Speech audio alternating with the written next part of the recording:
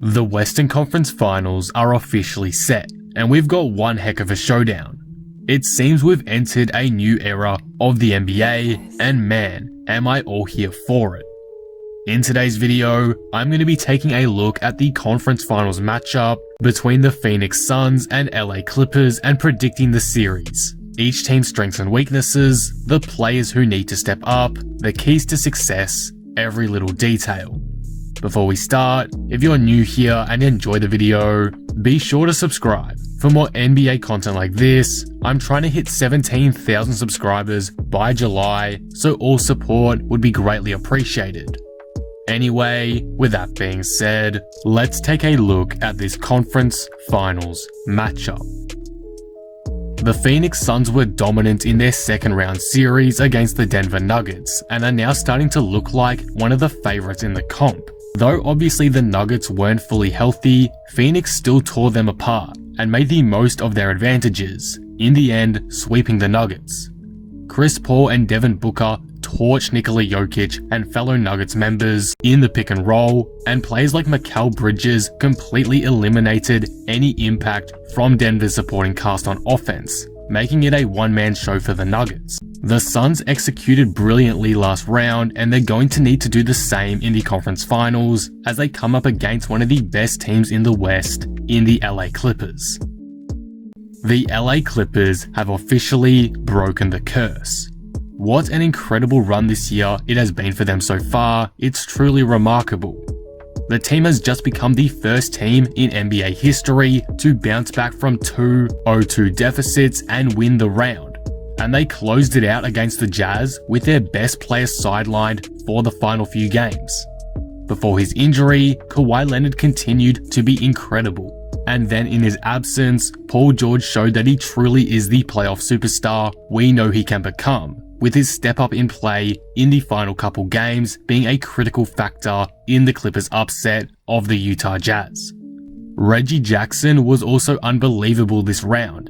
His confidence is ridiculous, and he's become the third reliable option that the Clippers have needed to make a deep postseason run the past couple years. As of when recording, it's unclear how long Kawhi Leonard will be out for, so my thoughts on them for this video are a little bit speculative, so keep that in mind when watching. But if their last couple games proved anything with Leonard out, it's to not sleep on this team at all. They are ready for the fight regardless and will not back down, so it's going to be extremely exciting to see them match up against the young, blazing Suns.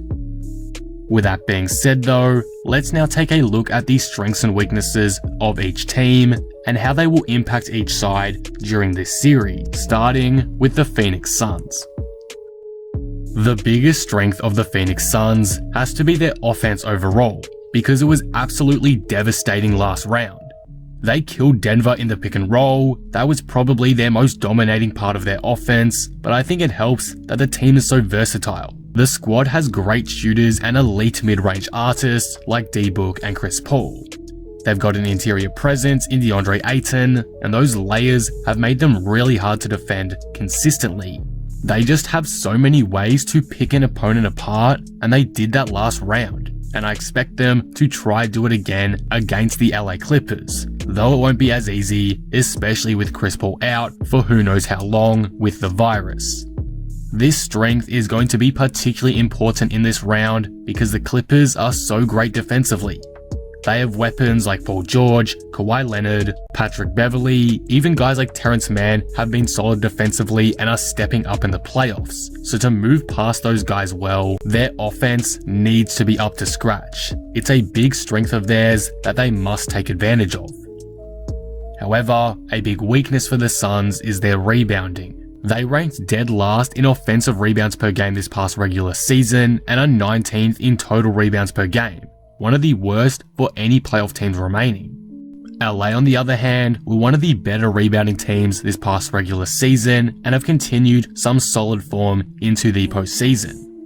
Though the Suns were actually quite good in this area last round against Denver, it's still not an area I believe they excel in, and it's going to need to remain solid moving forward if they want to lock in a historic NBA Finals berth. As for the Clippers, their biggest strength is their three-point shooting. They've been amazing from downtown all year long and finished the regular season shooting over 40% from 3. And though it's taken a slight dip to 39% in the playoffs, the team has been shooting far better in their series against Utah than they were against Dallas. Guys like Marcus Morris could not seem to miss at some point, and it allowed them to take apart Utah, even without Kawhi for the final couple of matches.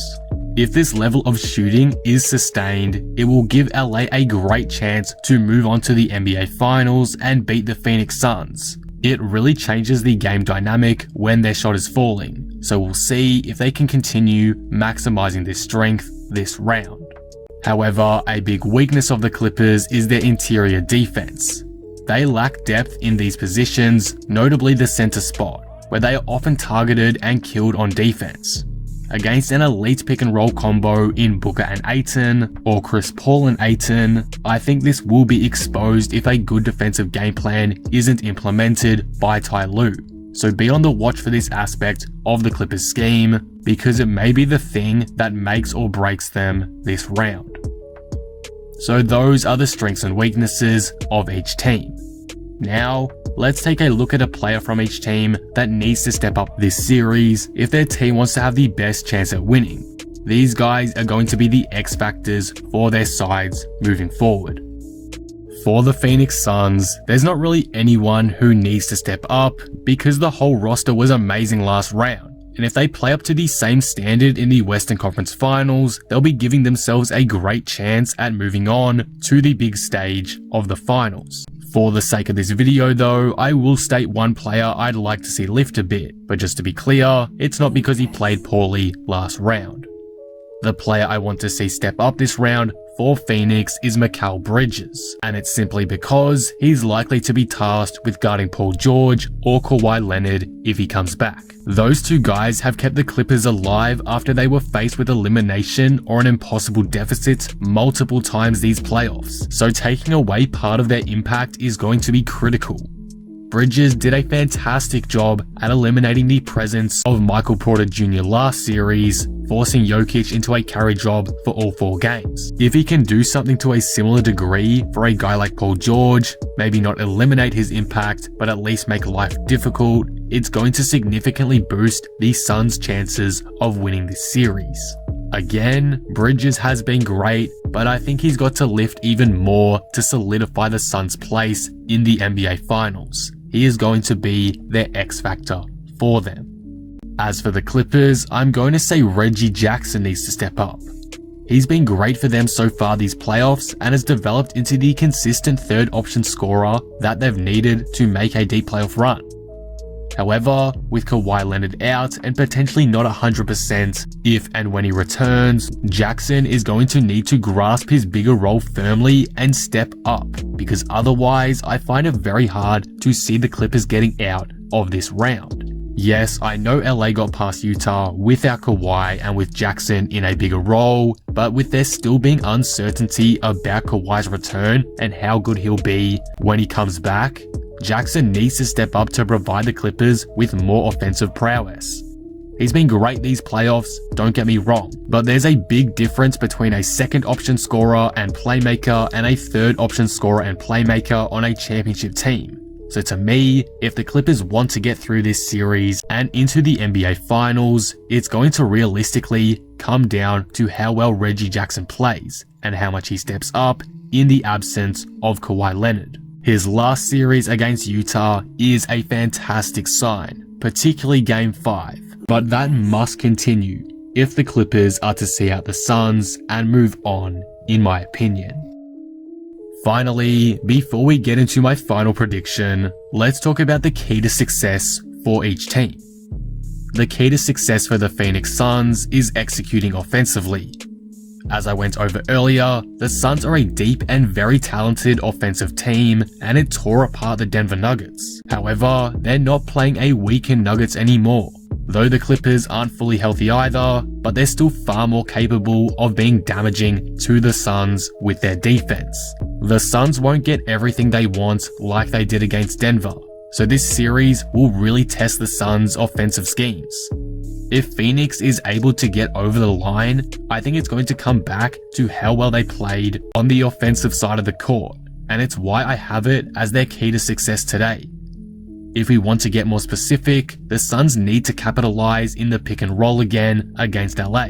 With Serge Ibaka still out, the depth and defensive liability at the 5 for the Clippers is rather weak.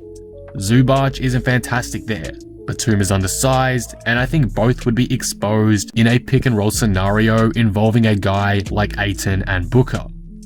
If the Suns can attack and exploit this weakness, it's going to significantly boost their chances of winning this series. I'll say it again, it will definitely be nowhere near as easy as killing the Nuggets, but it's a point of focus they can take advantage of in my eyes and probably win the series with, especially if Kawhi Leonard isn't at full strength.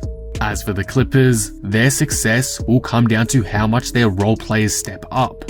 If the bench players and supporting cast around PG and Kawhi can lift and hit their shots, be efficient, use the ball well, and play good defense, the Clippers probably win this series. If they don't step up and all the reliance to score and create goes on just Kawhi and PG, LA will struggle due to them not being 100%, as well as Paul George being notoriously inconsistent in the playoffs, though he's starting to slowly change that narrative. Guys like Marcus Morris, Batum, Zubac, Reggie Jackson, and more all need to play the best basketball of this season, because if they're able to do so, it's going to open the game up so much for the Clippers and give them the opportunity to make the NBA Finals for the first time in franchise history. If they can't, however, and play inconsistently, the Clippers are going to be nowhere near as dangerous. So the role players need to take it up a notch this series if the Clippers want to win, on both ends of the floor.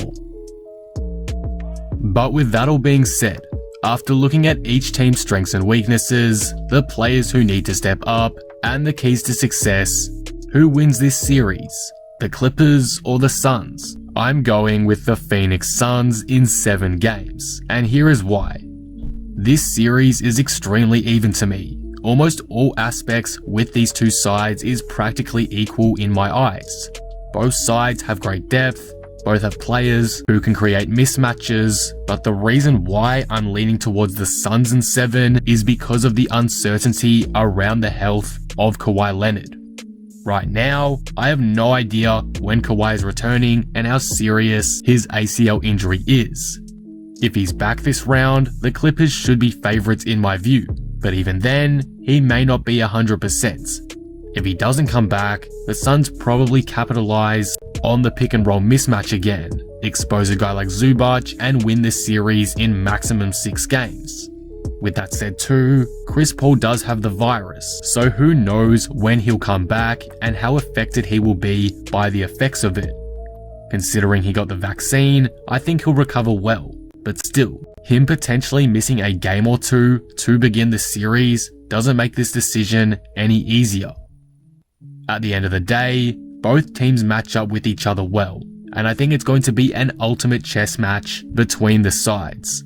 With so much uncertainty about the health of each side though, I'm just going to have to be speculative and go with the safe bet of the Phoenix Suns in 7 games. It's really the middle ground, and I think eventually, not having Leonard around is going to hurt the Clippers, as great as PG has performed as of late. Reggie Jackson and PG just don't scream NBA Finals duo, especially not compared to Chris Paul and Devin Booker. This series could go any way. The Clippers could take this surprisingly, even though they're not fully healthy, or the Suns could keep their momentum going from the sweep and take it too. That's why I have to say it's going to 7. It's just so hard to predict right now. But as I stated before, with just so much uncertainty around Kawhi, the most important player to the success of the Clippers, I just think it's more likely that the Suns move on. So I've got Phoenix going to the NBA Finals in 2021. And that will conclude the video.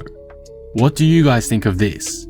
Who do you have winning this series? The Clippers or the Suns? And in how many games? Let me know all your predictions down in the comments below. If you enjoyed the video, be sure to drop it a like and subscribe. But with that being said, I am out. Peace.